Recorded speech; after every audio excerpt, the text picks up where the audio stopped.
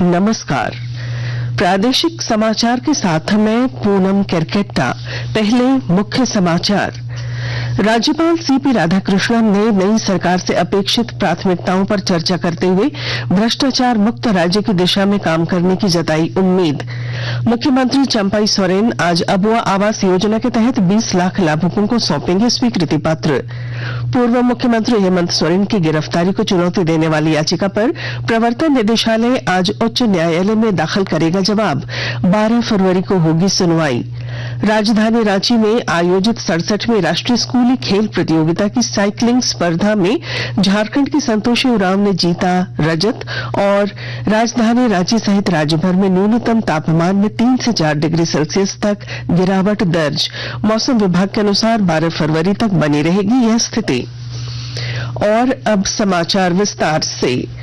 राज्यपाल सीपी राधाकृष्णन ने कहा है कि नई सरकार से अपेक्षित प्राथमिकताओं पर चर्चा करते हुए भ्रष्टाचार मुक्त राज्य की दिशा में काम करेगी। भ्रष्टाचार से मुक्ति के लिए पावर में बैठे लोगों को पहल करनी होगी। साथ ही राज्यपाल ने कहा कि राज्य सरकार को जल जीवन योजना पर तेजी से काम करना होगा।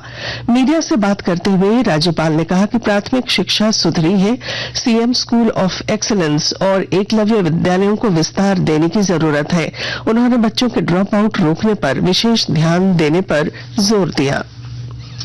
मुख्यमंत्री चंपई सोरेन आज अबुआ आवास योजना के तहत 20 लाख लाभुकों को स्वीकृति पत्र सौंपेंगे। जमशेदपुर के गोपाल मैदान में समारोह का आयोजन किया गया है। कार्यक्रम में मंत्री आलमगीर आलम सहित सांसद और विधायक भी शामिल होंगे। योजना के तहत 3 कमरों के मकान के लिए लाभुकों को 2 लाख रुपए की सहायता राशि राज्य सरकार देगी। केंद्रीय मंत्रिमंडल ने कल मत्स्य पालन क्षेत्र के लिए प्रधानमंत्री मत्स्य संपदा के तहत प्रधानमंत्री मत्स्य किसान समृद्धि योजना को मंजूरी दे दी है। केंद्रीय मंत्री अनुराग सिंह ठाकुर ने कहा कि अगले 4 वर्षों में इस योजना के लिए कुल 6,000 करोड़ रुपए निर्धारित किए गए हैं। श्री ठाकुर ने कहा कि यह योजना मत्स्य पालन क्षेत्र को औपचारिक बनाने और संस्थागत ऋण तक पहुंच बढ़ाने में मदद करेगी। राज्य सरकार के सूचना एवं जनसंपर्क विभाग के 21 जिला जनसंपर्क अधिकारियों का तबादला किया गया है। धनबाद के जिला जनसंपर्क पदाधिकारी उर्वशी पांडे को रांची का जिला जनसंपर्क पदाधिकारी बनाया गया है। खूंटी के जिला जनसंपर्क पदाधिकारी सैयद राशिद अख्तर को रांची के जनसंपर्क निदेशालय के सहायक निदेशक का अतिरिक्त प्रभार सौंपा गया है। चतरा जिले के प्रभारी जिला जनसंपर्क पदाधिकारी शिवनंदन बड़ाइक का स्थानांतरण करते हुए उन्हें लोहरदगा का जिला जनसंपर्क पदाधिकारी बनाया गया है। आदिवासी कार्यालय रांची में पदस्थापित शकील अहमद को चतरा जिले का नया जिला जनसंपर्क पदाधिकारी का अतिरिक्त प्रभार सौंपा गया है। गोड्डा के सांसद डॉक्टर निशिकांत दुबे ने लोकसभा में कल देवघर एयरपोर्ट में विमानों की लो विजिबिलिटी और रात में विमानों की लैंडिंग का मामला उठाया। सांसद ने लोकसभा अध्यक्ष से झारखंड सरकार को हाईकोर्ट के आदेश का पालन कराने का आग्रह किया। उन्होंने बताया कि इस आदेश में देवघर एयरपोर्ट के आसपास 7 मकानों को गिराने के लिए 20 दिसंबर को ही झारखंड उच्च न्यायालय ने आदेश दिया है। बाल अधिकारों की रक्षा को लेकर चतरा जिले के सभी 14 पुलिस थानों में बाल मित्र थाना की स्थापना करने और बाल कल्याण पुलिस अधिकारी की नियुक्ति की जा रही है। विस्तृत जानकारी के साथ हमारे चतरा संवाददाता। बाल अधिकारों की रक्षा को लेकर चतरा जिले के सभी 14 पुलिस थानों में बाल मित्र थाना स्थापित करने एवं बाल कल्याण पुलिस अधिकारी की नियुक्ति का कार्य किया जा रहा है।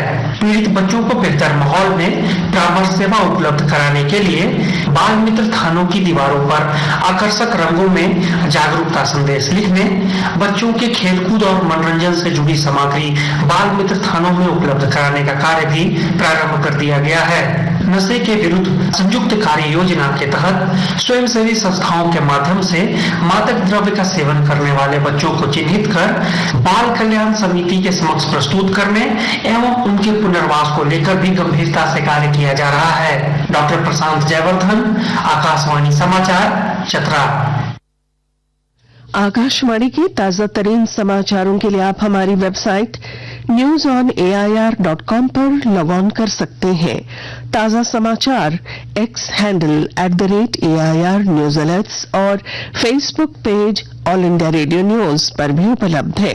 आप प्रादेशिक समाचार एकांश के एक्स हैंडल @AIR न्यूज _ और फेसबुक, इंस्टाग्राम पेज तथा YouTube channel AIR news Ranchi पर भी हमारे बुलेटिन सुन सकते हैं। प्रादेशिक समाचार आप आकाशवाणी रांची से सुन रहे हैं। पूर्व मुख्यमंत्री हेमंत सोरेन की गिरफ्तारी को चुनौती देने वाली याचिका पर प्रवर्तन निदेशालय आज उच्च न्यायालय में अपना जवाब दाखिल करेगा। 5 फरवरी को हुई सुनवाई में ईडी ने न्यायालय से जवाब दाखिल करने के लिए 1 सप्ताह का समय मांगा था। अदालत ने ईडी को 9 फरवरी तक जवाब दाखिल करने का समय दिया था। पूर्व मुख्यमंत्री के हस्तक्षेप याचिका में 12 फरवरी को सुनवाई होगी। राजधानी रांची में आयोजित राष्ट्रीय स्कूली खेल प्रतियोगिता में साइकिलिंग स्पर्धा की कल शुरुआत हुई। इसमें अंडर 19 बालिका वर्ग महाराष्ट्र की स्नेहल माली ने स्वर्ण और स्नेहा ने कांस्य तथा झारखंड की संतोषी उरांव ने रजत पदक जीता। बालक वर्ग में दिल्ली के अक्षर त्यागी ने स्वर्ण, राजस्थान के बजरंग ने रजत और आंध्र प्रदेश के कुमारा सुरेश ने कांस्य पदक जीता।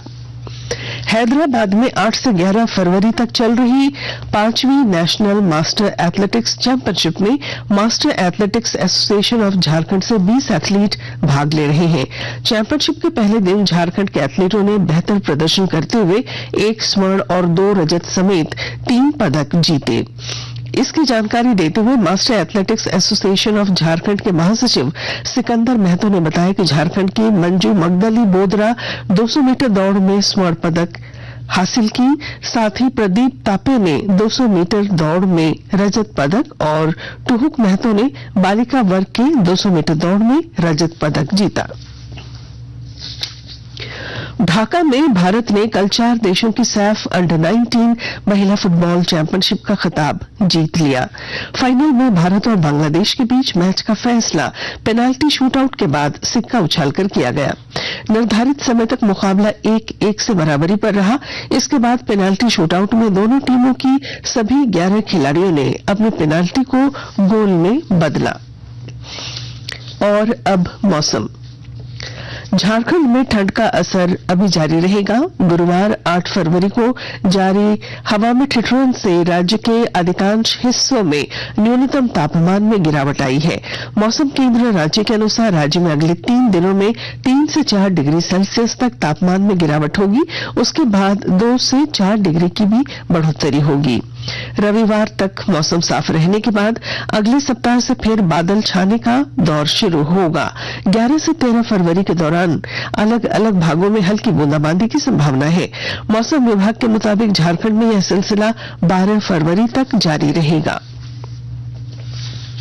और अब अखबारों की सुर्खियां। राज्य से प्रकाशित अखबारों ने राज्यपाल सीपी राधाकृष्णन की प्रेस वार्ता, सांसद धीरज प्रसाद साहू को ईडी के समन और यूपीए सरकार के कार्यकाल पर केंद्र सरकार के जारी किए गए श्वेत पत्र की खबर को प्रमुखता से प्रकाशित किया है।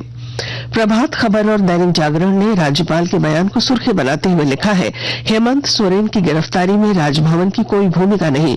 राजभवन आने से पहले ही ईडी की हिरासत में थे हेमंत सोरेन। दैनिक भास्कर और हिंदुस्तान ने राज्यसभा सांसद धीरज प्रसाद साहू को ईडी के समन दिए जाने को सुर्खी बनाई है। राष्ट्रीय नवीन मेल और रांची एक्सप्रेस ने मुख्यमंत्री चंपाई सोरेन के खनन एवं भूतत्व विभाग की समीक्षा पर आवंटित खनिज ब्लॉकों में जल्द खनन कार्य शुरू कराने के निर्देश को सुर्खी बनाई। और अब बुलेटिन के आखिर में मुख्य समाचार एक बार फिर। राज्यपाल सीपी राधाकृष्णन ने नई सरकार से अपेक्षित प्राथमिकताओं पर चर्चा करते हुए भ्रष्टाचार मुक्त राज्य की दिशा में काम करने की उम्मीद जताई। मुख्यमंत्री चंपाई सोरेन आज अबुआ आवास योजना के तहत 20 लाख लाभुकों को सौंपेंगे स्वीकृति पत्र। पूर्व मुख्यमंत्री हेमंत सोरेन की गिरफ्तारी को चुनौती देने वाली याचिका पर प्रवर्तन निदेशालय आज उच्च न्यायालय में दाखिल करेगा जवाब। 12 फरवरी को होगी सुनवाई।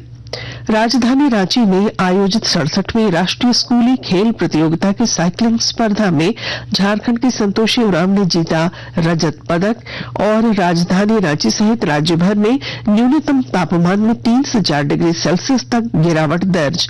मौसम विभाग के अनुसार 12 फरवरी तक बनी रहेगी यह स्थिति।